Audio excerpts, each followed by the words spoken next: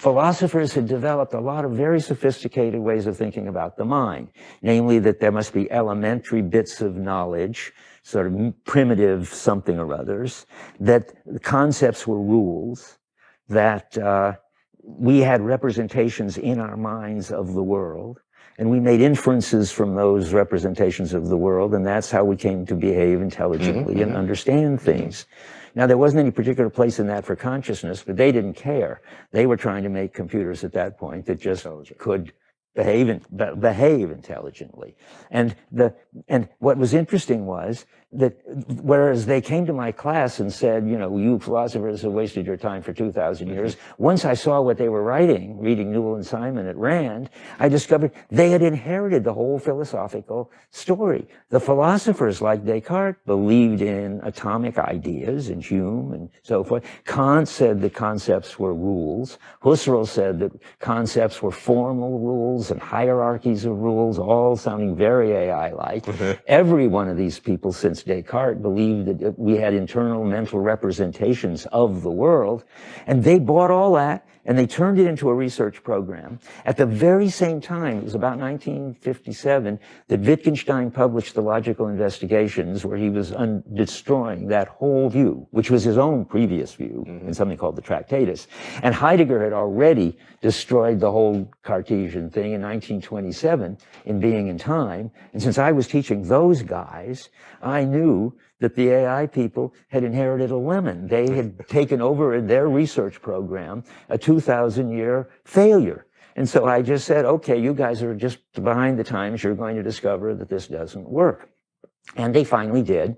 Minsky, who was head of the AI lab then, and said all we needed was a few million more facts in the computer, and then it would behave intelligently, to have common sense knowledge, has now said in an interview in Wired that AI has been brain dead since the early 70s when they discovered the common sense knowledge problem. And that's what I talked about in my book, What Computers Can't Do. There were two problems. The common sense knowledge problem, where is all this knowledge of the world stored?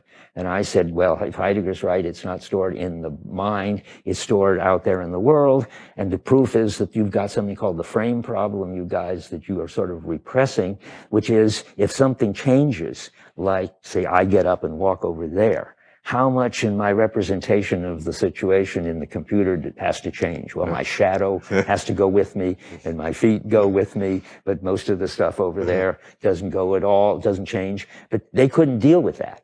And the only way to deal with it would have been to see what Heidegger saw, that the best model of the world is the world itself. You have to be in the world. Yeah, you have to be in the world, and your knowledge shows up in the familiarity of things. And when you learn something new about the world, things look different. And you learn what looks like it changes when something else changes by looking.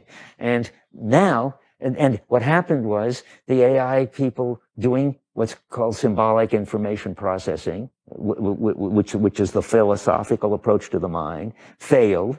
And now the head of the AI lab, just recently, Rodney Brooks, he's gone off to make robots now, but anyway, said that the best representation of the world is the world itself. That was the slogan at the AI labs. It was about the same time that they began to realize they were in trouble. And all this converged into something which is now called Heideggerian AI, which is, and that's fine, except there's a new problem. Rodney Brooks makes robots, and they keep track of the world by keeping, their sensors tell it what's changing. However, they can't learn anything. They're insects, and he knows that. He calls them animats. But we don't learn new facts about the world. We learn the world keeps changing the way it looks for us. So now, what's going to help them to get the missing thing, which is learning, or even more missing thing, which is consciousness? All this has been done on the behaviorist level. We'll just get it to behave like people. And it fails to behave like people, and darn well must fail to be conscious. Everybody agrees to that.